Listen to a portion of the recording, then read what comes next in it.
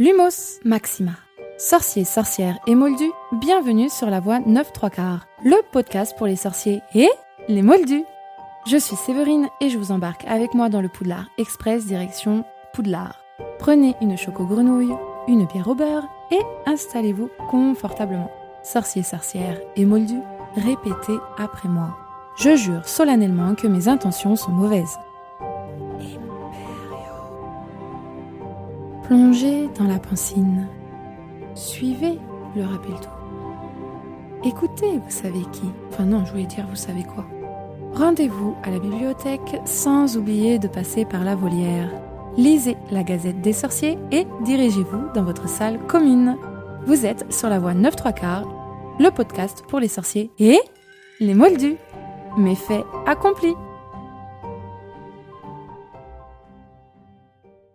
Bonjour chers sorciers, sorcières et moldus, bienvenue sur le podcast La Voie 9 3/4. Je suis ravie de vous retrouver à nouveau cette semaine parce que c'est un nouvel épisode du podcast et surtout parce que j'ai une petite annonce à vous faire. Chose promise, chose due, je tenais à vous prévenir que ça y est, j'ai les cadeaux pour fêter les 1000 écoutes de La Voie 9 3/4 et que je lancerai le concours ce dimanche 14 novembre sur mon compte Instagram. Et oui, vous avez même très bien entendu, enfin normalement, mais il y aura effectivement plusieurs cadeaux. J'ai hâte de vous faire découvrir tout ça, donc rendez-vous dimanche sur Instagram.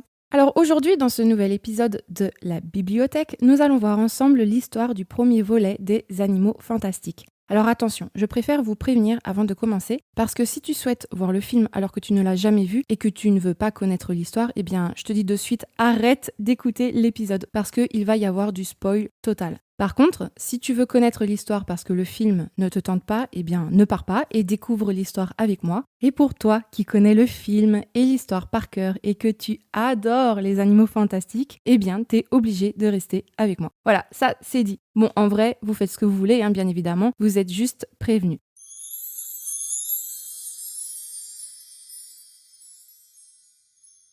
Alors, les Animaux Fantastiques se déroulent en 1926, donc bien avant l'histoire de Harry Potter. Là, c'est l'histoire de Norbert Dragono, un sorcier anglais qui se rend aux États-Unis. Et Norbert est magizoologiste. Il y a fait ses études dans cette fameuse école prestigieuse que l'on aime tant et que l'on connaît, bien évidemment donc Poudlard, et il a pour objectif d'écrire un recueil sur les créatures magiques pour faire comprendre à tous qu'elles ne sont pas dangereuses et ainsi les protéger. Et d'ailleurs, Harry étudiera ce livre lors de sa première année à l'école. Et donc dans l'histoire des Animaux Fantastiques, c'est une époque où un célèbre mage noir a disparu, Gellert Grindelwald. Il est recherché partout, mais partout dans le monde. Et à New York, les habitants sont inquiets face à une menace qui rôde. Et d'ailleurs, tout laisse à penser au retour de Grindelwald. Des bâtiments sont détruits et donc des investigations sont menées. Selon les non-mages, ce seraient des fuites de gaz. Et le directeur du département de la justice magique du Makusa, donc Percival Graves, enquête sur les événements de New York et se doute qu'une force magique en est la cause. Arrivé à New York, notre personnage principal, Norbert Dragono, est censé faire une courte escale pour se rendre en Arizona et libérer l'une de ses créatures, un oiseau tonnerre. Mais finalement, il va y rester plus longtemps et pour cause, il va se retrouver au milieu de plusieurs péripéties. Il arrive donc en ville avec une valise magique où l'on comprend qu'elle n'est pas remplie uniquement de vêtements mais qu'elle contient des créatures.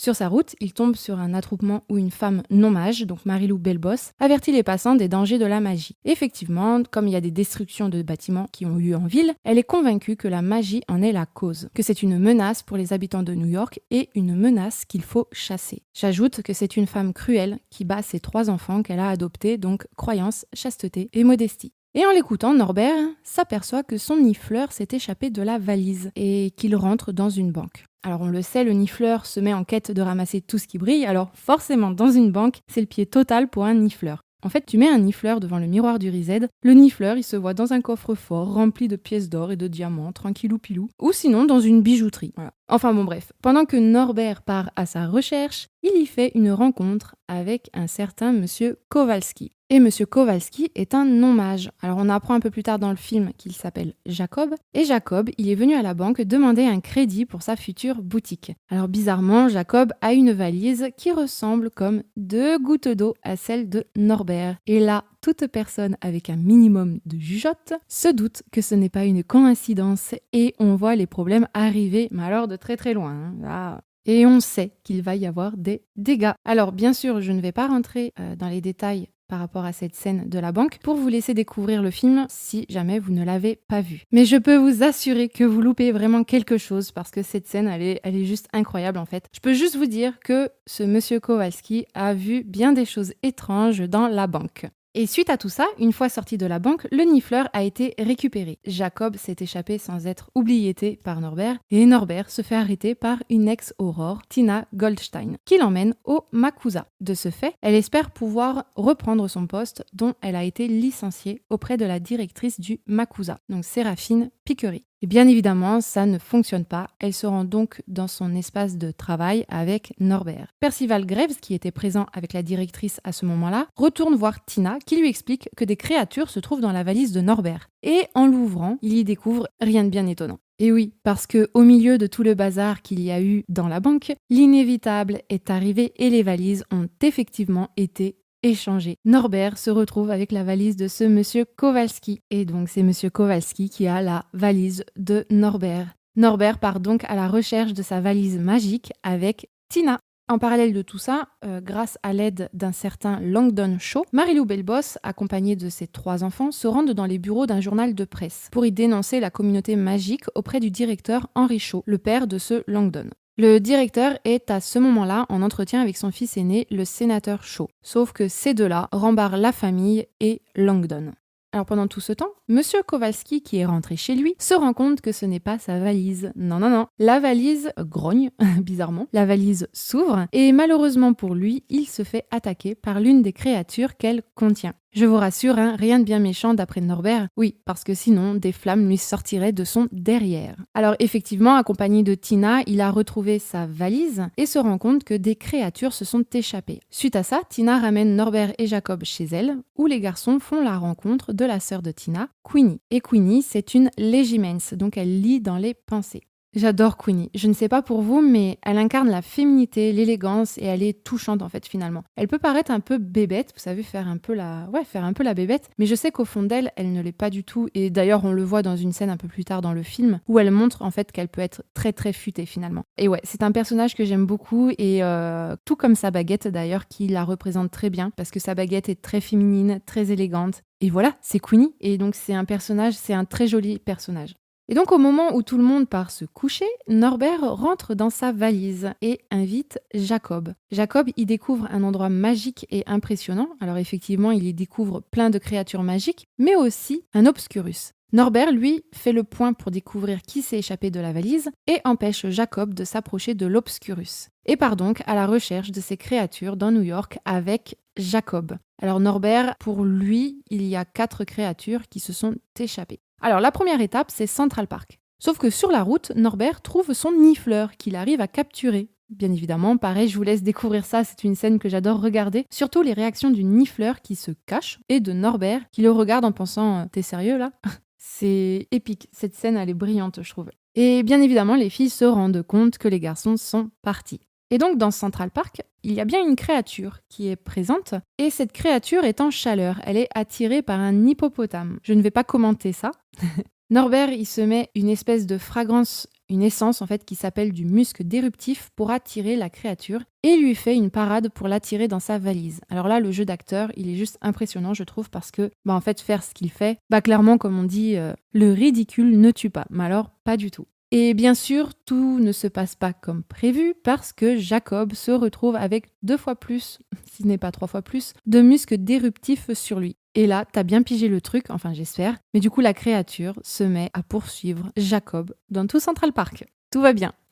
Alors bon, tant bien que mal, Norbert arrive tout de même à remettre la créature dans sa valise. Alors après ce moment plutôt tumultueux, les 2 garçons rentrent à nouveau dans la valise qu'ils ont posée sous l'un des ponts de Central Park. Tina, qui les a rejoints, vole la valise avec Norbert et Jacob à l'intérieur, puis elle se rend au Makusa. Et entre-temps, chez les non-mages, le sénateur a été tué par une force magique lors de son discours. Ensuite, au Makusa, une réunion au sommet se déroule sur les événements du soir. Tina débarque en plein milieu pour y dénoncer la valise magique et ses créatures. Elle y fait sortir Norbert et Jacob, et ensemble, ils découvrent le meurtre du sénateur Shaw. Norbert dénonce que seul un Obscurus peut être à l'origine de cet acte et en aucun cas celle de l'une de ses créatures. Oui, parce qu'à ce moment-là, le Makusa accuse Norbert et ses créatures d'avoir fait ça au sénateur Shaw. Et donc le Makusa décide d'arrêter les 2 sorciers et d'oublier le non-mage. Norbert est donc interrogé par Graves qui a trouvé l'Obscurus dans sa valise. Norbert lui assure qu'il est inoffensif et surtout qu'il est dans un environnement stable.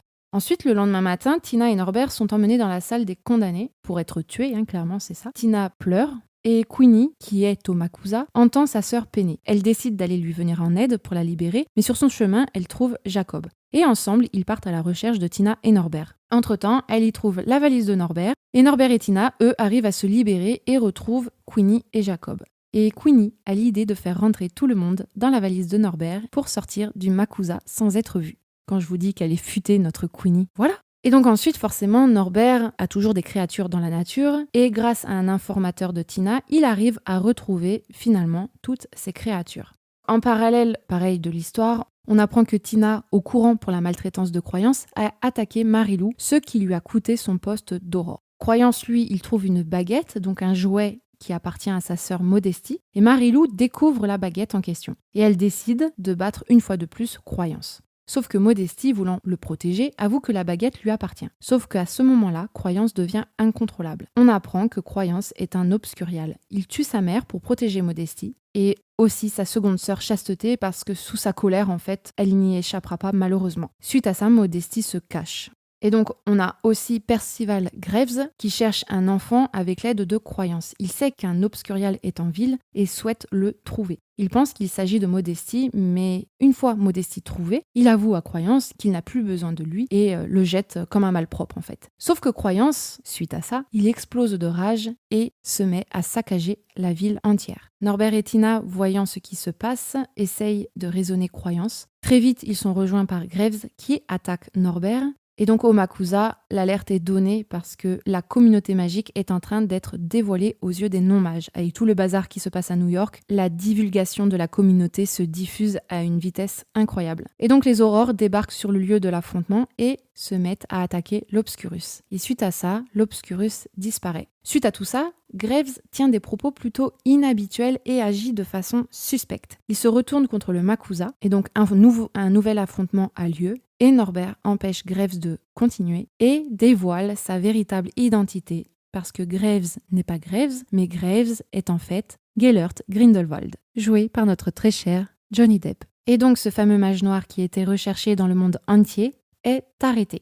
Mais il y a un souci, la communauté magique est démasquée et Séraphine Picquery, donc la directrice, est dans l'incapacité d'oublier les non-mages. Pour elle, ils sont trop nombreux. Mais Norbert a la solution pour oublier la ville entière. Alors pareil, j'ai envie de vous laisser découvrir ça, mais en gros, il va utiliser le venin de son démons et merveilles, donc l'une de ses créatures, et son oiseau tonnerre va libérer le venin sous une pluie qui va surplomber toute la ville.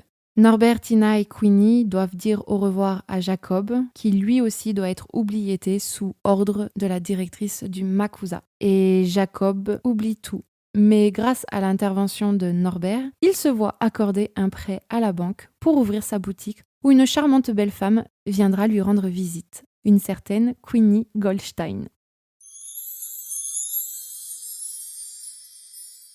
Voilà pour l'histoire des animaux fantastiques. Alors, sachez que justement, les animaux fantastiques ne font pas l'unanimité chez les fans. Je sais que beaucoup n'ont pas accroché, mais je sais que beaucoup d'entre nous adorent aussi les animaux fantastiques. Moi, personnellement, j'aime tout autant, bon, pas au point d'avoir vu les films au nombre de fois incalculable où j'ai regardé les Harry Potter, mais j'aime tout autant en fait. Personnellement, j'ai tout de suite plongé dans l'univers. Et on va pas se mentir parce que c'est exactement le même en fait, c'est le même univers, l'univers des sorciers. La seule différence, c'est que là, le héros n'est pas un gamin, mais un adulte. Et un adulte atypique qui plus est. Et c'est ce qui fait toute l'originalité des animaux fantastiques finalement. Et moi, j'adore.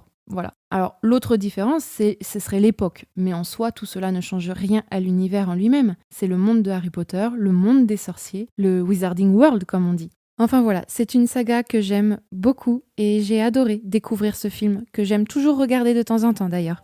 Voilà pour cet épisode qui touche à sa fin. J'espère qu'il vous a plu. N'oubliez pas le concours ce dimanche 14 novembre que je vais lancer sur mon Instagram. Voilà, je vous dis à bientôt. Salut, salut! Sorciers, sorcières et moldus, merci infiniment de m'avoir écouté. J'espère que vous avez passé un très bon moment. Laissez-moi une ou plusieurs petites étoiles, un commentaire, ça fait toujours plaisir et surtout, c'est déduit par les impôts moldus. Et les gobelins ne vous en tiendront pas rigueur, je vous le promets. Je vous retrouve dans 15 jours pour un nouvel épisode magique. C'était La Voix 9 3/4, le podcast pour les sorciers et les moldus. À très vite les magicos. Nox!